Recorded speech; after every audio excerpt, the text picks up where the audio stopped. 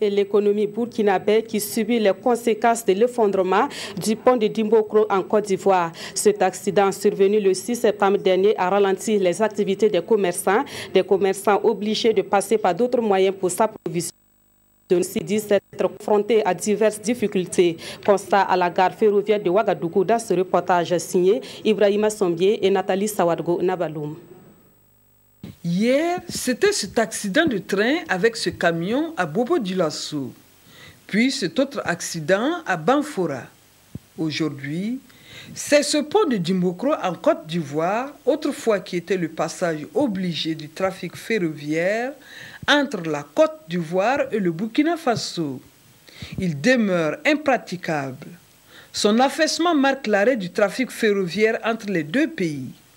Conséquence, des commerçantes de denrées et de légumes de la gare ferroviaire de Ouagadougou ont des difficultés. C'est avec ces différents produits que nous arrivons à vendre et à avoir quelques bénéfices là-dessus. Et l'arrêt vraiment du train là, ça a un impact négatif sur nous. Puisque moi, personnellement, je vends la graine, les aubergines, du quinqueliba.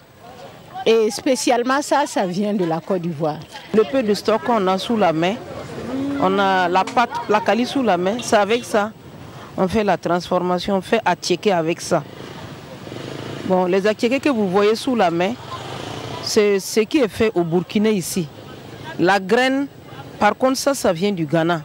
Les poissons, les trucs secs, la poisson, maïs, acuis, crevettes, ça c'est pour Abidjan. Ça, c'est un stock qu'on avait avant que la crise n'arrive. Une situation qui oblige les importateurs à emprunter d'autres moyens de transport comme les cars. Mais la satisfaction est loin d'être atteinte. Un car est arrivé depuis avant-hier. Nous sommes allés nous aligner et ce n'est que cette nuit que nous avons été servis. C'est vraiment difficile pour nous. Avec le car, il faut que ça fasse 2 ou 3 jours. Et comme c'est des denrées périssables, à l'arrivée ici déjà, ça commence à se gâter.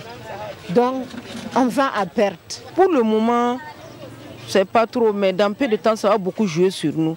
Parce que le stock qu'on a sous la main, là, si ça finit, on n'y peut rien. On ne peut rien avoir. Et puis, vous voyez que c'est à l'approche des fêtes. Ce serait un peu difficile, quoi.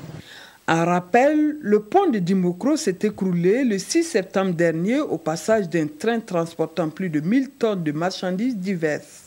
Pour l'heure, les vendeuses prennent leur mal en patience et espèrent qu'une solution sera trouvée très bientôt pour remettre les activités sur de bons rails.